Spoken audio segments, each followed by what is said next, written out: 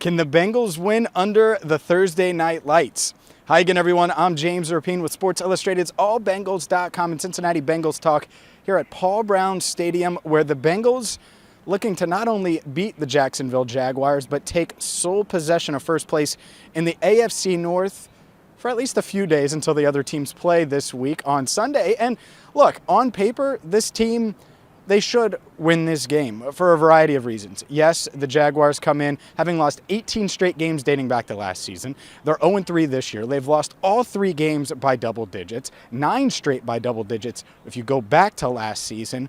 And yet, at the same time, there are some challenges and some bumps in the road that the Bengals are going to have to overcome if they want to beat the Jacksonville Jaguars here tonight on Thursday Night Football. Let's start with the injuries. No Jessie Bates.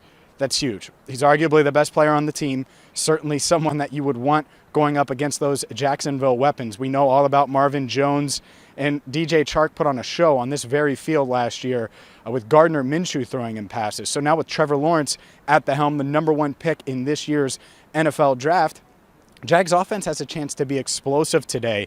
And so who's going to replace Bates on the back end at safety?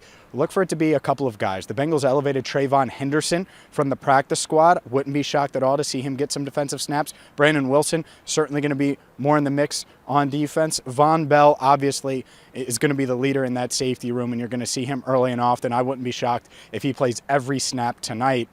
And you're also going to see Trae Waynes make his Bengals debut tonight. And that's really exciting because Waynes was a guy they signed last offseason to really stabilize that cornerback room. He missed all of last year with a pectoral injury, first 3 games of this year with a hamstring injury that he suffered in the preseason during practice. And so, yeah, this is a big deal to have Waynes back, especially because Chidobe Awuzie is out tonight. Or he's doubtful. I'll go ahead and say it. I don't think Awuzie on a short week is going to play. He couldn't finish Sunday's game against the Steelers after suffering a groin injury. And it's not just on defense. On offense, the Bengals not going to have Tee Higgins for a second straight game. So they have some things to overcome tonight. But to me, and I talked about this in my prediction video that came out on Wednesday, this is all about Joe. And not necessarily Joe Mixon, who dominated these Jaguars last year, Joe Burrow. Joe Burrow, to me, on Sunday against Pittsburgh in that win, looked like the guy we saw last year. He was moving well in the pocket. He made a couple runs, took some hits downfield on those runs, but looked like the athlete that we remember pre-injury. Look, he suffered a devastating injury, an injury that, ACL, MCL, PCL takes a while to recover from. And just because he was out there week 1 doesn't mean it's the same Joe Burrow that we remember from last year. I think you could get that experience tonight. With Tee Higgins out, look for Auden Tate and Mike Thomas to get extended playing time alongside, obviously, Jamar Chase and Tyler Boyd. And, I do think this. I talked to some people inside the organization. That doesn't mean they're not going to get Joe Mixon going. I certainly think that's where they want to be. They want to be this run team that's also pushing the ball down the field. They've done it the first 3 weeks of the year. Can they do it again? I think they should be able to do it again tonight against this Jacksonville defense. And really the hard part about tonight, no Bates, no Chidobe Awuzie, we assume.